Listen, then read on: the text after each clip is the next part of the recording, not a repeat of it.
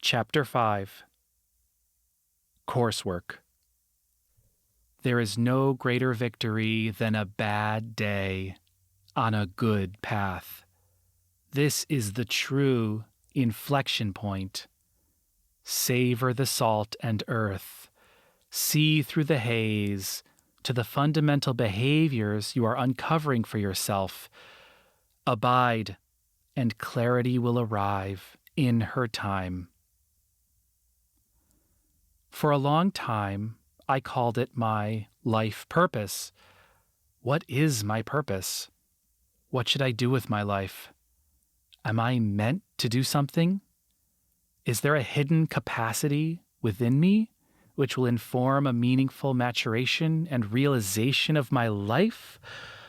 Over time, I've begun to use the term life purpose interchangeably with evolutionary coursework. This is how I've come to understand it. Our life purpose is one and the same with our own evolutionary coursework. We are multidimensional people. We learn and grow in our interconnected panorama of reality. On one level, I was always obsessed with my life purpose. It was like living on the carapace of a giant hidden animal. What was it? What was I riding? Where was it taking me? I struggled with a sense of purpose for decades. I spoke openly about this with my amazing therapist in my early 30s, who would calmly and enthusiastically tell me that life does not have any meaning. There is no life purpose, but I could not disabuse myself of this notion. I felt my purpose was alive somewhere within me. I could hear her breathing in the quiet of long afternoons when time stretched on beyond my understanding. My life purpose did not call, did not sing, did not holler. She just breathed. The gentle motion of her lungs tipped me off every second of my life. It was a source of great anxiety for some time. I had a heart like a wolf, and my mind was a decent santoku knife. There was so much I could process in life, but it was so hard to align things in a way that felt right. I started my life in Cleveland, practically speaking, and rebelled against the thick air of this inland settlement. I needed to be out there to see just who the hell I was when I threw myself against the scorching heat of humanity's ambitions. I needed to go to New York and fling myself into the crashing jaws of our cultural and spiritual hunger as a planet. I needed to turn myself inside out and scream and watch life's secretions emanate from the walls of the Capitol. Who the hell was I? I found little quarter, as I found few people to match my disposition. A hunger, a dissatisfaction matched with an adroit and capable educated background, some sincere interest in leveraging something meaningful. You need to find those people who really match you somehow. And finally, I found something good enough. A group of spiritist lookalikes dyed in empirical garb, the projectiologists, disciples of Vieira and of one another, working themselves into the night in the volunteers' office of Midtown. Far too blunted still, far too myopic, but doubtless these souls were indeed cooking with gas, and this is where I learned it. I found my partner who, like me, blunted her creativity, working in a somewhat joyless enclave to serve this advanced spiritual good. I had to take my time. This was a tempering process. I held my molten metal underground for decades. I was not ready for myself. I was not ready to bring my things into the world. I could not responsibly shepherd my intimate energies into the world in this holistic and meaningful fashion. It took time, and I had to work on myself. I undertook many projects and endeavors. One time I had the clear perception, commit to the IAC, meaning apply my energies to producing meaningful results within the flawed and somewhat unsatisfying system I was a part of. It was still the best I had at the moment, and I was not prepared to do better all on my own. I was able to learn and get crucial training in that school. I went through teacher training. I subducted myself into the bowels of this life's terrestrial training. I would keep molten meaning tucked into the bowels of the earth. And now here I am, seeing the mercury seeping to the surface. My time has come, in a sense, and I have to merely trust myself and trust this process. Reader, I tell you again and again, this is me. This is a process decades in the making. This is no lark and practically devoid of inspiration. This, my friend, is eruption in the purest sense of the word. Finally, liquid elixir soul is tasting air, and the subduction is nearing its end. Was there another reality, a split happenstance where I trusted myself enough to march my shit out to society sooner? Brother, I have no clue. I will say this. Nothing came through as cogent as this before. I had to develop a second skeleton, in a sense, enough formulation and structure to reproduce, to create something outward with an internal integrity all its own. So many things to learn in order to make this outcrop work. The purpose of life is a deeply complex and personal topic, and it is up to each of us to define our life in the way that is most sensible for our disposition and mindset.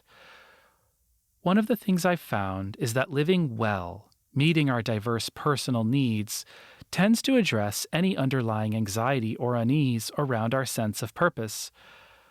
I believe we do have a purpose, each of us unique, and I think it will emerge organically as an expression of our healthy and vibrant presence in our own lives.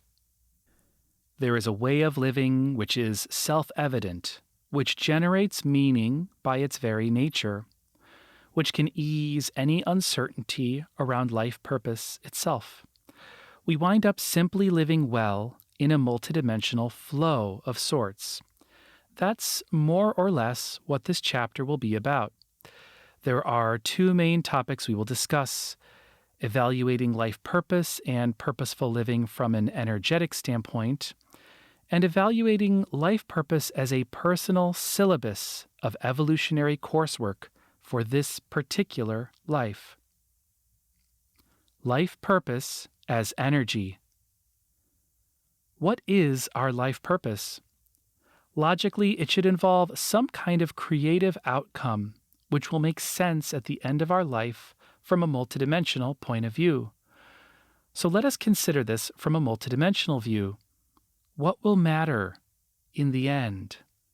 When we are 90 years old and we pass on and we look back on our life, what is the nature of the wealth that has substantiated and given merit to our years?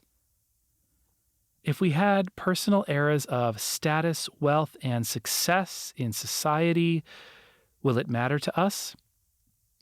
I think that the success itself will not matter as much as the meaning and the through line of that success. How did we relate to it? We can rather easily imagine a kind of success which left us feeling alienated, frustrated, jaded. Some other successes may be tied to a deeply personal process of growth and expression, which would leave us fulfilled. So it matters so much the meaning of our success.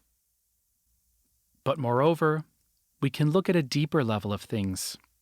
We can consider the energetic impact of our life and our behavior. What was our impact on the world around us? And how were we impacted accordingly? How have our energies been developed and refined?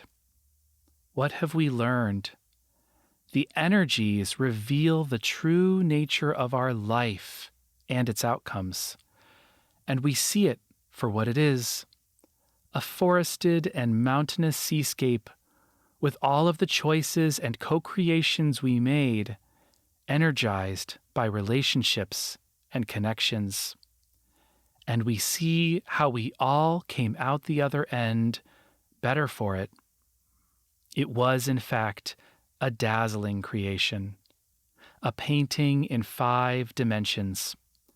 Reach in and touch a spire of pigment. Enter and experience all the richness of life.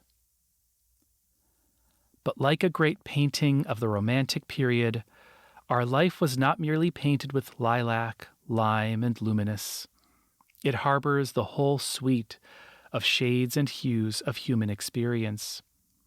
Life is a journey with its own rich crookedness, challenge, sadness. Where there was darkness, there was the possibility to redeem it and see it anew, to cast it again in the light, but also to learn to love the dark itself. Life is a great creation and expression, but in our developing realization of understanding ourselves and our reality, things become richer, freer, more open, but also more solid and workable. I am compelled to work through things in this way because it makes life more interesting and comprehensible. Going underground. There is a difference between doing something public, which is supported by society, and doing something which is integral to your purpose as a multi-millennial human being. The former is visible and typically has obvious value or serves a public perception of value in some way. The latter is intensely personal. It may not reflect society's values. In some ways, you may wonder exactly how it serves your own values, since the work you do at the frontier of yourself may be highly intuitive and not something you can easily encapsulate or break down into words. When we truly attend to our purpose as complex, multidimensional beings, it can be emotionally, socially, spiritually difficult. When you are working on your deeper purpose, you will typically be aligning with a paradigm or framework of value which is not overtly represented in society. So you may look weird. You may feel isolated. You may feel ashamed or saddened because people whom you love and respect do not like what you're doing. Those loved ones may not be able to make sense of how you are living your life. It can happen that we wind up becoming outsiders in a sense.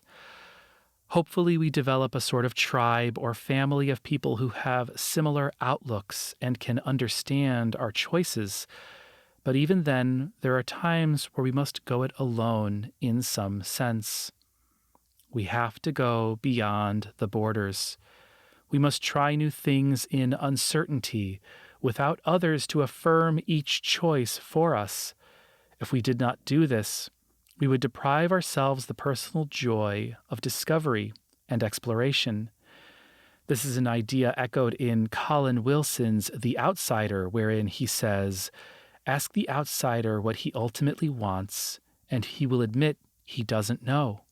Why? Because he wants it instinctively, and it is not always possible to tell what your instincts are driving towards."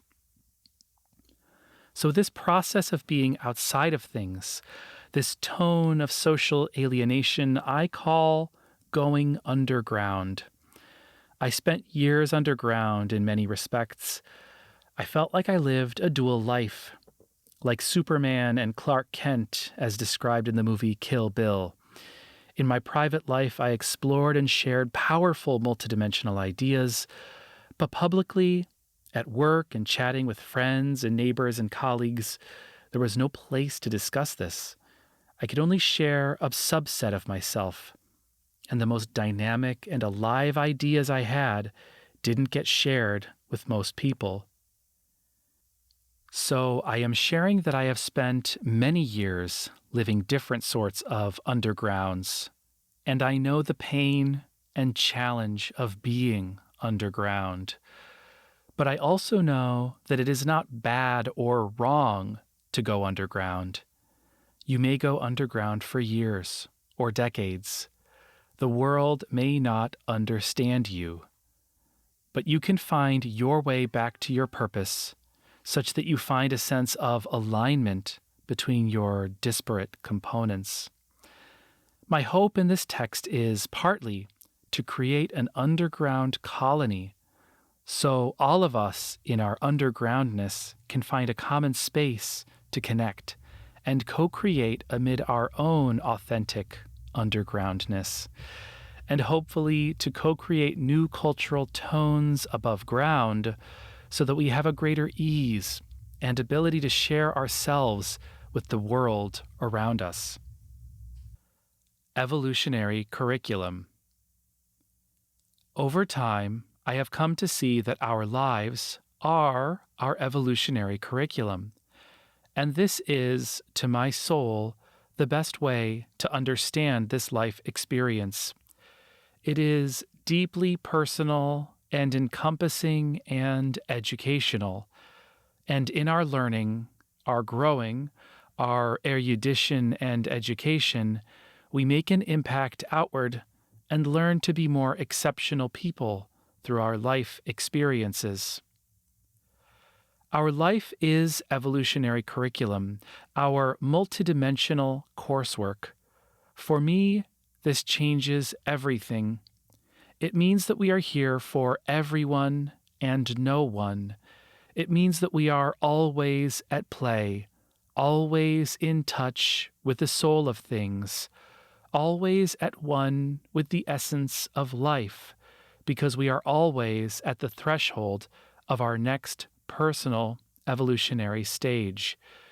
We are always moving onward.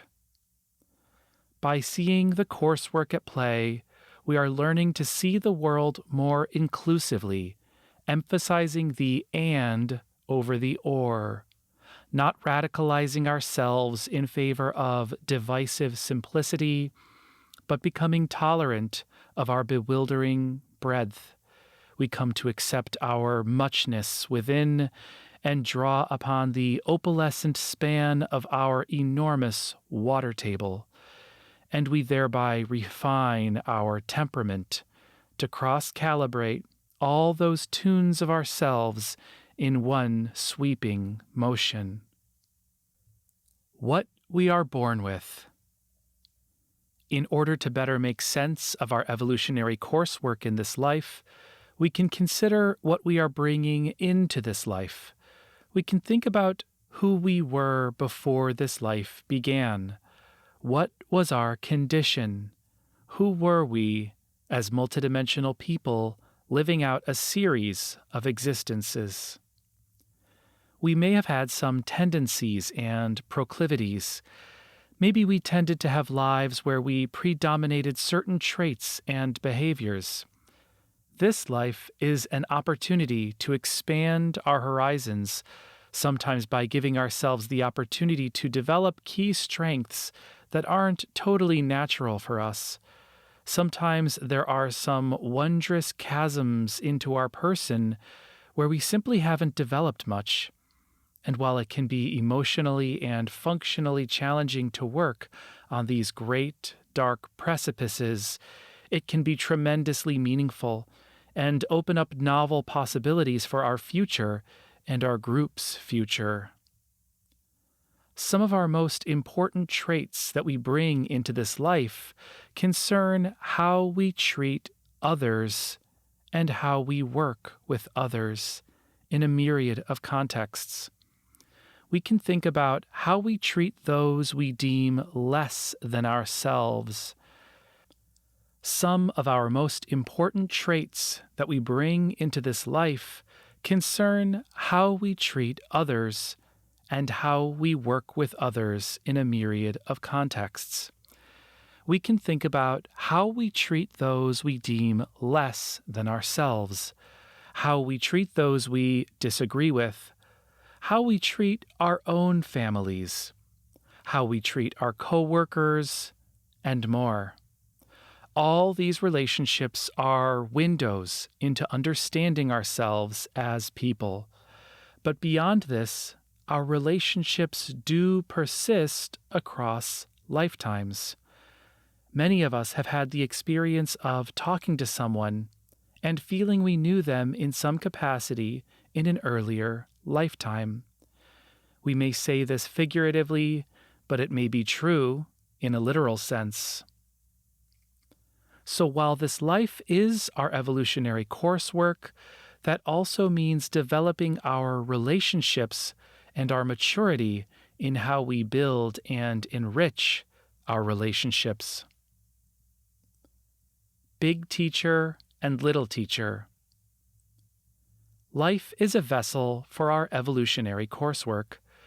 For this reason, I see life itself as the great teacher, the great source of wisdom that will help us grow into the best yet version of ourselves. I call life the big teacher to distinguish it from all the other people, books, ideas, and teachings we will encounter.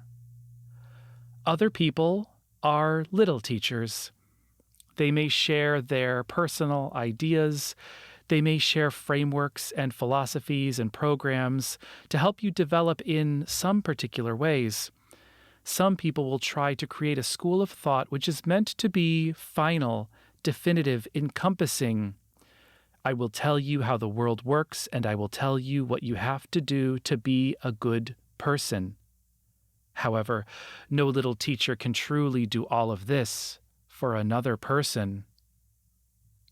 And we do not need to worry about devising all the answers for any other person. We can try to help others learn and grow, but ultimately, each person's learning and growth will come through their relationship with life. This can be frustrating because we sometimes take the issues of others onto our shoulders and wear them as our own. But realizing that life is the big teacher helps to alleviate some of our anxiety as we work to assist one another. We find the correct amount to assist others in their growth, but we also realize that our relationship with them is not their core, fundamental evolutionary relationship. And we know that life will continue to offer up ongoing opportunities for everyone to see better their opportunities to grow and develop and express themselves in new and expanding ways. That is why I say life is the big teacher and people are little teachers. Phases of life. Life has its phases. There are periods where you are learning different skills, developing your character, undergoing core experiences. As adults, we may tend to feel that an authentic and thoroughly personal life is available to us if only we could solidify some productive habits. But it is deeper than this. Your life is your big teacher, and she is looking out for you. Life is nourishing your multi-millennial soul with critical curriculum. As my experience above, I spent several years tolerating a certain creative frustration. It was not time for me to show my ideas to the world. It was time for me to learn. In this way, we sometimes discuss our life as unfolding in two major phases, as preparatory phase and an execution phase. During the preparatory phase, we are learning more about ourselves, developing our core capacities, and creating a foundation for ourselves. We are developing core ideas and insights which will allow us to build things. This is like a foundational phase. Then, in the executive phase, We are drawing upon all of those resources we have developed for ourselves in order to deliver some evolutionary value to the world. We utilize our insights, skills, ideas, relationships, and the like. All of these things play together to allow us to make a difference in the lives of other people. We are more mature, more patient, more capable, more understanding. We are wiser and have a more effective compass for knowing what is the important or crucial way to approach this situation. What does it look like to create a meaningful or satisfying outcome from a spiritual or multidimensional point of view? All of this comes with the experience afforded by completing our preparatory phase of life. Note that we don't have to wait until this executive phase in order to already begin making an impact on our world. And in some ways, this is a false distinction. We are always learning and we are always making an impact on the world through our authentic presentation of who we are. At the same time, we can expect a certain relative amplification as we develop our manifestation to be more in alignment with who we are beyond this physical lifetime. As we become a truer representation of who we were and are within the more unbounded, non-physical context. I don't know if I necessarily believe in this preparatory phase versus the executive phase. However, it would be inauthentic if I did not share that my life truly felt this way. I have developed greater clarity in my feeling of myself over the years. I am like a nut climbing out through shell after shell. I am getting closer to the open air, and the air has gotten better each year. Each renovation has brought me closer to a more pure and clear expression of myself. And that clear expression of myself, of my energies and feelings and relationships, has been ultimately the core of the enjoyment within the scope of my life. In this way, I don't emphasize too much the outward manifestation of things. I try to be detached from outcomes, because the cultivation of a carefully nurtured life for myself has been this ultimate joy. And this local power to create something uniquely ours is the strength and capability I want to confer to you. Synchronicity and tightness of coupling. Many people have been influenced by Carl Jung's concept of synchronicity, which means that events in our world may occur due to a thematic causation rather than a merely physical one. Things may happen as a reflection of a common underlying meaning rather than only happening due to immediate preceding causes. For example, we may see a book on our friend's coffee table 2 hours after having a separate conversation about the exact same book. To explain this in physical terms may be futile. The book appeared in an energetic correlation with the prior conversation about it. Did one event cause the other, or did they both arise from a common underlying meaning? The exact mechanism at play is open to consideration, but the idea is clear that our life's events proceed interwoven. There is a deeper structure to the events in our lives, binding our experiences like the deep grammar of our sentences and paragraphs.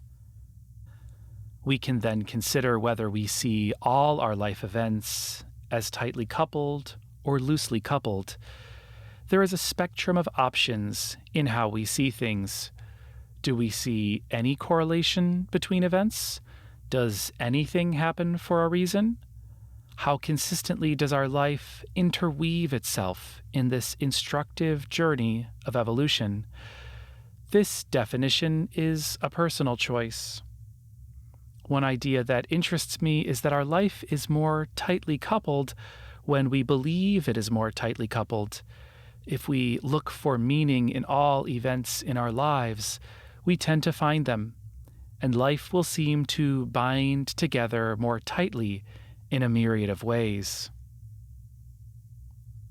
A story of a tooth.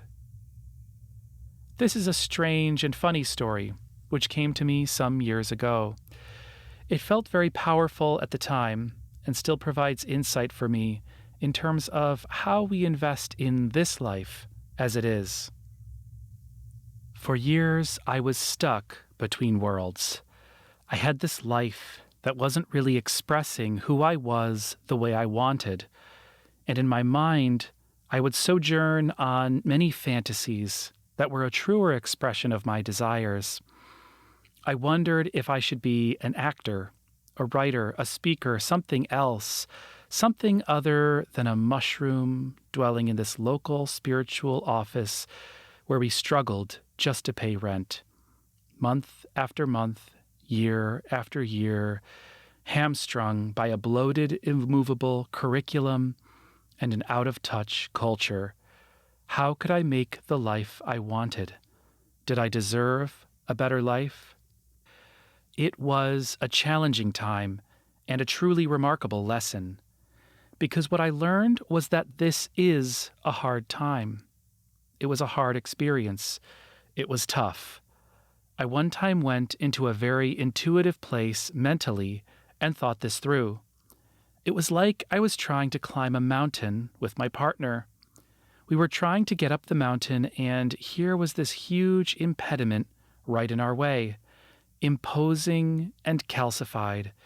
It is a big tooth, I thought, blocking my path with no purpose. Maybe it could choose something in another context, but it was far too big and isolated to be effective. And as I tried to climb over it, I found there was no way over it.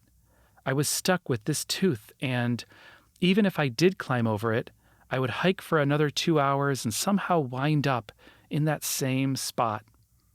There was that tooth again. What was it? I had to let go for a moment of my ambitions.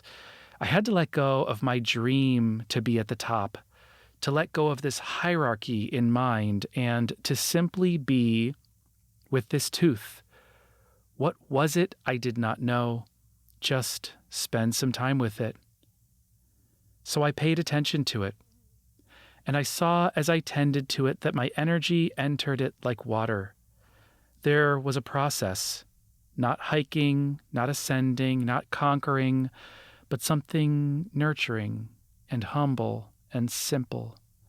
I am giving my life force to this tooth. Ridiculous and hopeless tooth was getting my energy. But it did not feel bad. Somehow I felt a fondness for the tooth as I guided my energy into it. But how could some dead calcium receive fondly such energy? And even in its pattern of reception, I could tell there was more to this tooth than met the eye. And somehow, at some point, I realized it was no tooth. It was a seed all along. And as I continued to tend to the tooth, I made my camp around it, spent time there, and said, yes, fine, this is enough. This life is enough, and this tooth is enough, and I am here to care for it. And as fellow travelers come by, we can sit and be here with this tooth together, and we can connect over it. How strange and silly and meaningless and impenetrable this tooth is. So here we are together. I learned to enjoy this process. I learned to accept that tooth. And slowly, that tooth began to soften its tone. It took on a bit of color, like it was winding backward in time toward a fuller time, and slowly, in its own time, the points of the tooth began to shift and spread out. the tooth began to open and take on its next role as a seedling. It became a birth mother, such a producer of vines and tendrils and peculiar fruit. We climbed with the outcroppings of this seed. We grew with it and developed with it. Hell, that seed was a part of me all along, the part that I could never truly accept. And as strange and frustrating and immovable, when I nurtured it, it somehow became even more inevitable and unstoppable than I could ever imagine. Unstoppable like a hardy vine, something worth tending to. That tooth taught me as much as anything.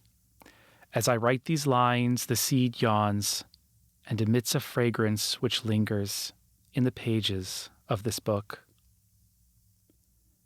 Just a dip in the pool. This life is just one dip in the pool. We come in, we go out. There is so much unbounded life throughout existence. All of it is available for us, and we are creators and participants in the breadth of the seen and unseen universes. We don't need to be too hard on ourselves about this time period and this life. We can relax a bit and be easy on ourselves and others, because this moment, in all its complexity and challenge, is a provisional arrangement, a set piece. Let us enjoy and embrace and utilize the play as it is today, as a learning laboratory, knowing that tomorrow will always continue the storyline, bringing fresh heat to our souls. Invest in your life here.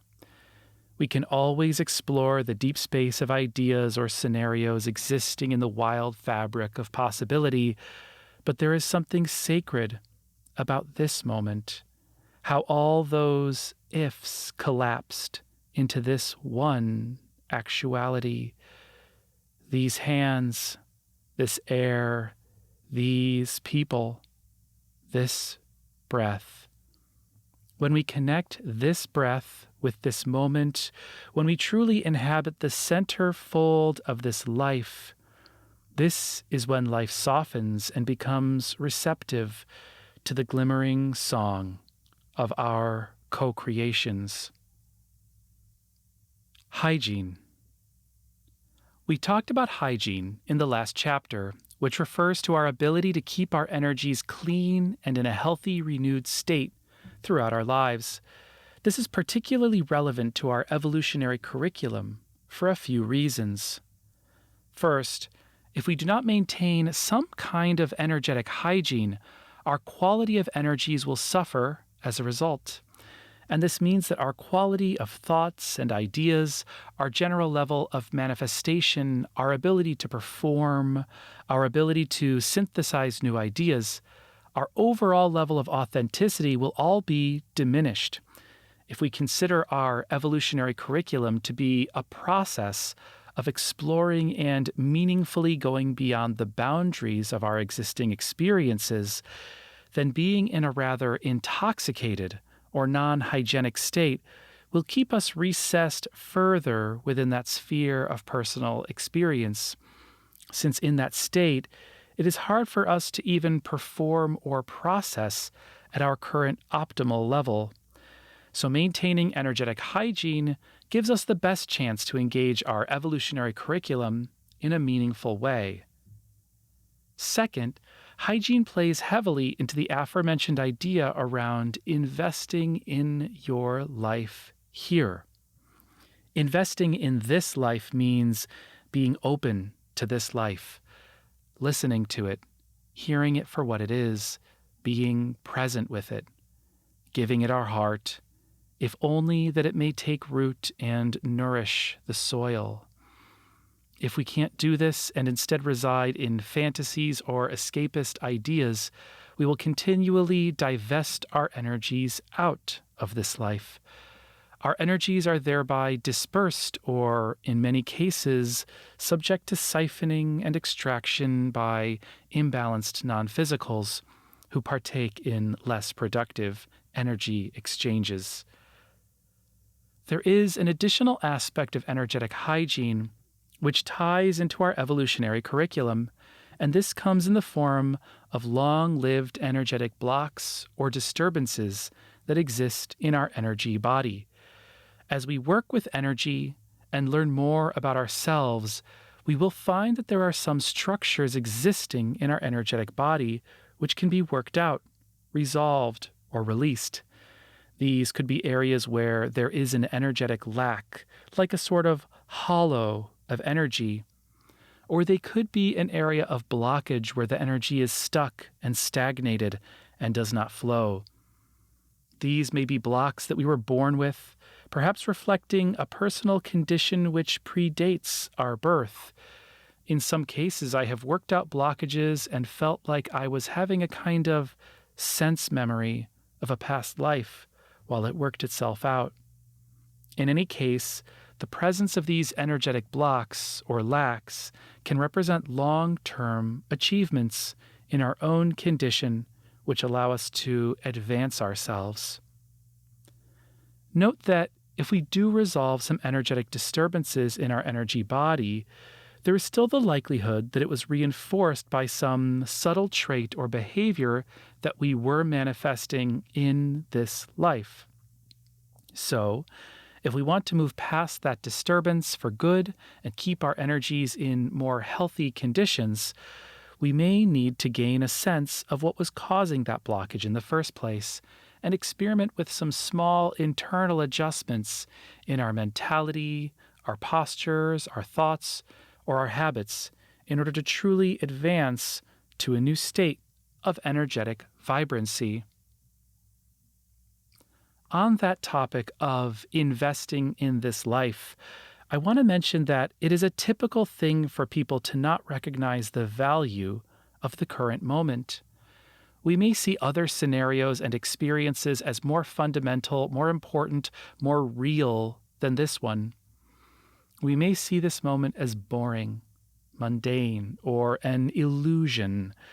However, our life is in fact a kind of kaleidoscope of multidimensional experience, and this moment is as valuable and important as any other moment in life.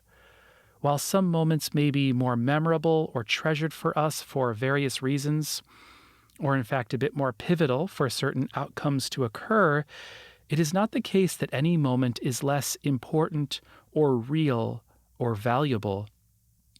So I invite you, here, now, and always, to be open to this moment, to invest in this moment, to care for this moment and love this moment. It will treat you well. And the more you tend to the plants in your garden, all the facets and fixtures of your life's accoutrement will reward you with their own symbiotic flourishing. When we invest in our life, we will be rewarded with beauty and vibrancy. In this way, our life is like a garden.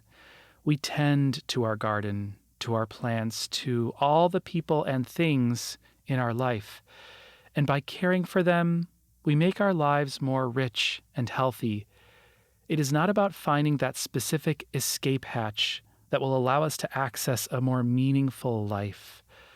Friend, we are already in the garden. Now, let us be present and at peace with our garden. Let us look around and pay it good company. Let us attend to these beings around us.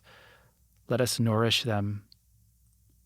On that note, it is important and worthwhile to treat everyone we know and meet as a manifestation of all of reality. Treat every single person as vital and essential and fundamental because they are. We will discuss this further in the following chapter on otherness.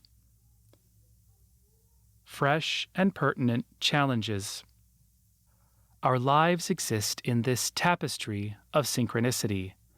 Time weaves us in her meaning. The multidimensional spectrum of our life experience is, in fact, a personalized curation for our own evolutionary curriculum. What this means is that we live life constantly on the edges of our experience, on the edges of our past knowledge and education. We are experiencing challenges which are always new. Even when we find ourselves repeating the same activity throughout life, we need not be fooled into thinking it is the same. Of course, Heraclitus said, "You cannot step into the same river twice." We become agitated and stressed, sometimes thinking that we are in a repetition. When we feel we have had a setback and we have to fix the same mess again and again, this sense of repetition can be overwhelming, and we begin to feel that we live a life devoid of meaning. Even a single hour, a single minute devoid of meaning can be enough to desiccate the soul of a man. Let us rebuke such a notion. All moments are charged, bubbles of experience upon the very sea of meaning. Every challenge is the fresh challenge. Every breath is at the edge of our experience. We are always touching something real, for we are never detached from our indomitable, our multidimensional core. Life affords us an endless breeze of new and expanding experience. Understanding your life purpose. People want to understand their life purpose. I don't think it is just a nut to crack, however. There is no fortune inside telling you to be this profession or start that organization. It is something deeper and more pervasive. Understanding your life purpose is a process of investing in the world around you, taking care of the things that exist around you, and finding those things that are interesting to you and exploring them, but also staying healthy and balanced in your life, maintaining your wellness in all its many pieces, and along the way, you will find your areas of interest and explore them accordingly. Your life purpose is not an identity. Your identity is a sense of who you are, which is developed slowly and tectonically. It is a geological entity. You do not need to reinvent yourself. You can do so, feel free to do so, but you do not need to recreate yourself as some entity to jump into. You are a dark planet, and you can explore those nascent energies dwelling in the mystery of your terrain. When I have let go of my hang-ups, and I feel seated within a living shroud of co-creation, I think to myself, we are undiscovered lands.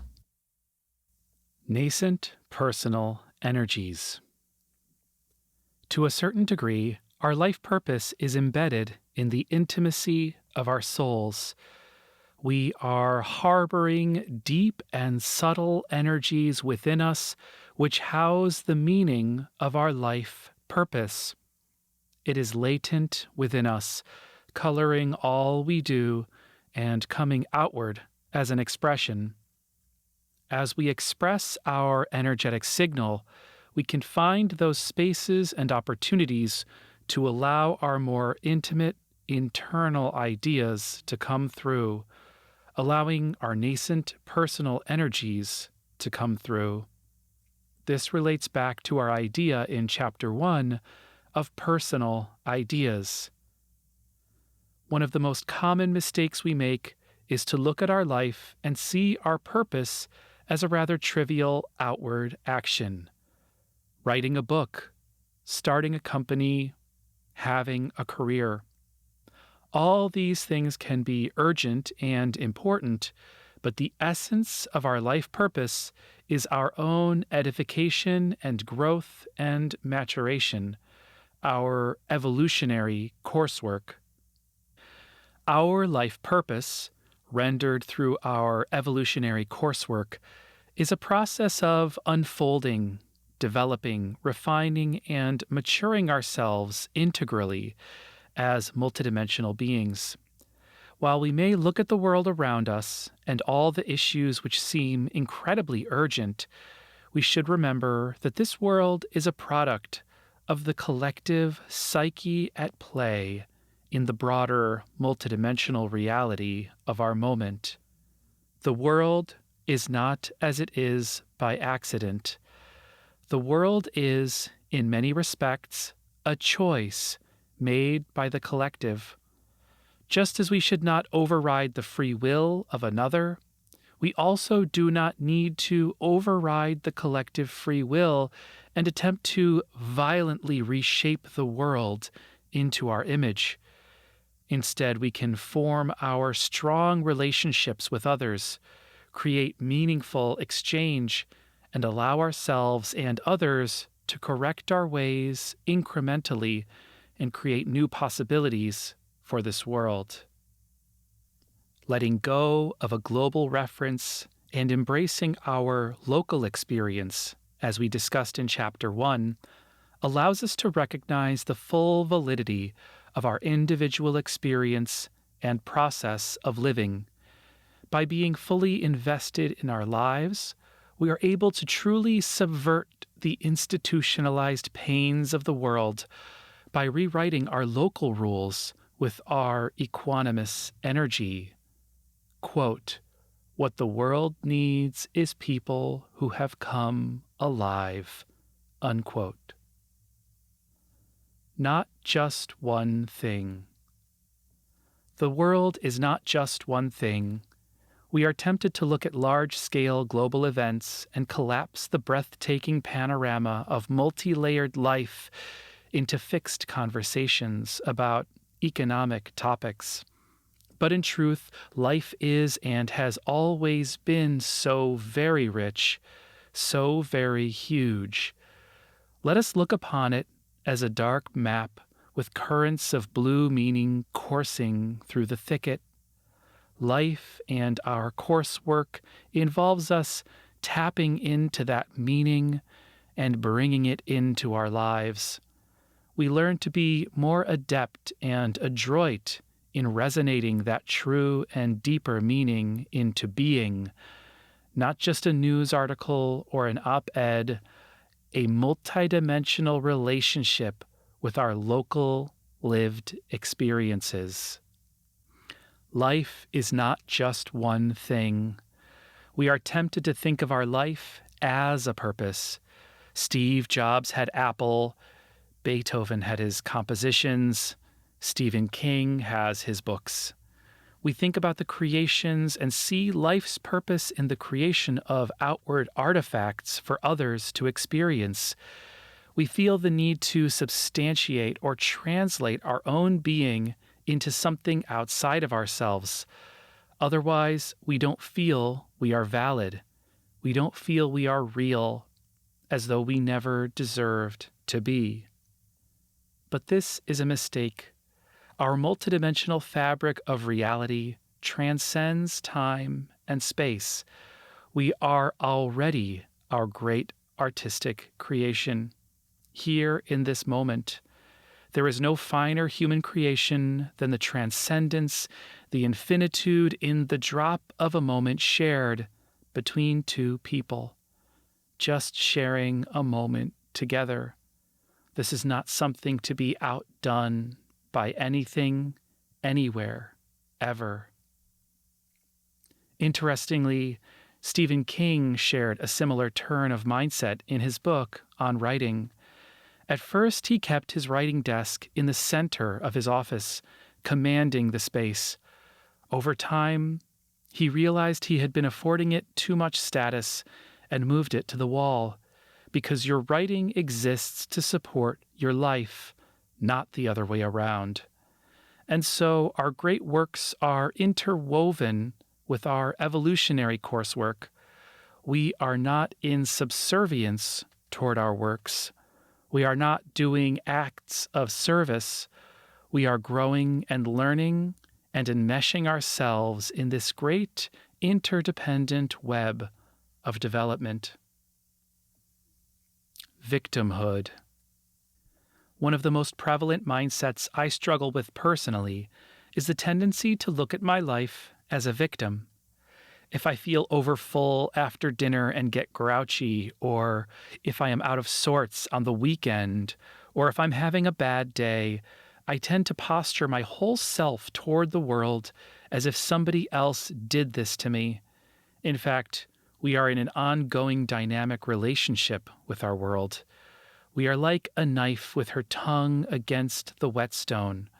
We are in a position to refine ourselves continually through the curated choices of life. We are in the fulcrum of essential personal change. The world is complex, and there are many theoretical concepts around recognizing oppression and seeking justice in this global society. I seek to validate these points of view while simultaneously standing in the truth of my personal idea as follows: in all ways reasonable, let us disabuse ourselves of any notion that we are victims. Let us partner with life in every way possible. Let us put our imaginations to work to understand how all our challenges, great and small, may be understood as our evolutionary coursework at play. Writing space. One of the best ways to develop and explore our nascent personal energies is through the practice of writing. When we write, we create a curated field of energy dedicated to our task of unpacking, exploring, understanding. We can channel our intentions and bring out deeper intuitions from within us. This allows us to activate and relate with our own ongoing unfolding. When I write, I feel the apparent truthfulness of the phrase, "Ask and you shall receive." When we write and create in this way, it is not merely a matter of imitating those around us. And yet there is a mimesis, which is essential. In life, we exchange energies with others and learn from them, and in some senses, render our own versions of their outputs. Our written works are inspired by those other works we have read. This exchange and renewed personal creation is a valid and meaningful part of life. We aren't meant to do it all on our own, but we are meant to make it ours. In addition to writing, we can create a dedicated space for any particular purpose, and by creating that dedication of space, we create a specialized field of energy which will channel and accelerate our ability to deliver on those intentions. Maturity. One of the best ways to understand our course of life as individuals and as a planet is to consider what it means to mature. We can consider an extended analogy. In a given life, a person starts life with little awareness of all the complexities, nuances, and ambiguity that life entails. They also may not be able to regulate their emotions or behavior as well as they will when they reach an older age. As a person grows and matures in life, they have powerful experiences over time, which teach them crucial lessons, and their wisdom accumulates over days, months, years. Their life becomes more complex and nuanced, and if they are able to navigate their lives in a fortunate manner, they wind up rather satisfied with life and gain a certain perspective of things which gives them a sense of security and clarity. We can think of our own multidimensional maturity in a similar way. Looking at our world, how would we evaluate our maturity? In some respects, I think the maturity of our planet is better than we give it credit for. We have managed to co-create a massive global economy where people contribute based on their interests, skills, and affinities, and create opportunities for a great many individuals. The development of technology, of travel, of educational programs has allowed the scope of experience available to us in a given life to expand massively. On the other hand, we have a lot of room for growth as a planet. We wonder why our world works the way it does. Why do we continue to wage war? Why can it be so hard to eke out a living? Why is there so much acrimonious division in our political world? All of these challenges are symptoms of a relatively immature world. So I don't think we need to panic. Things can feel very scary and overwhelming at times. I agree. But I remember that we have been pursuing this civilization experiment as a species for several millennia now, and there have been many states and governments of varying quality and style. We are learning and working things out, but we are still in our awkward years. Perhaps we are in a kind of middle school phase, and I lovingly, jokingly refer to middle schoolers as the worst of everything that humanity has to offer. We can calm our nerves a bit because the world has struggled for a long time. In the preceding century, we had several terrible, awful wars which claimed tens of millions of people. The Soviet Union alone lost 27 million souls in World War II, 19 of them civilians. In this 21st century, we are seeing some painful and disconcerting things, and yet let us place the horrors of the 20th century on one side of the scale and see what is still better before us. But I also remember that our world is, I tell myself, a projection of our collective psyche. And as soon as we are ready to move past these things and advance ourselves to a higher plane of coursework, we can graduate as a planet. Let's work on ourselves and dedicate ourselves to the meaningful humanitarian work which is endemic to our ethics as multidimensional people, and we can do our part to build a better world for ourselves and others. We are all enmeshed. We are all enmeshed in our coursework. It is always bringing these issues into our faces at some regular interval. I don't care how much wealth or status a person has, they are in the game as well, and they are also players in the process of personal challenge.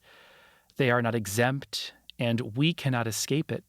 We can choose to hide from it, but this only serves to dim the true joy and satisfaction from life, the true fullness that comes from exploring and engaging our evolutionary coursework. Sometimes I hit traffic when I want to move. I have to sit with something when I'd rather not. And I think to myself, life is bringing the issue right up into my face. It is affording me a powerful proximity. It is allowing me an intimacy of space with myself and my own challenges.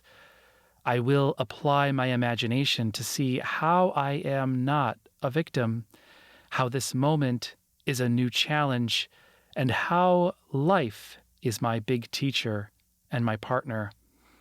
How she helps me to move through the mountains like a music. Paths of life. There are many paths through life. To make sense of it, we collapse the totality of our lives into narrow, literal pathways. Many of them involve career development, wealth development, achievement of status. What strikes me is how people can give themselves over to achieving these things and find themselves unfulfilled with it. And I look at the things that truly made me happy: community, meaningful engagement, connections, being part of a group, creative expression. Now, I am also proud of my development in terms of career and profession. These things have been very important for me.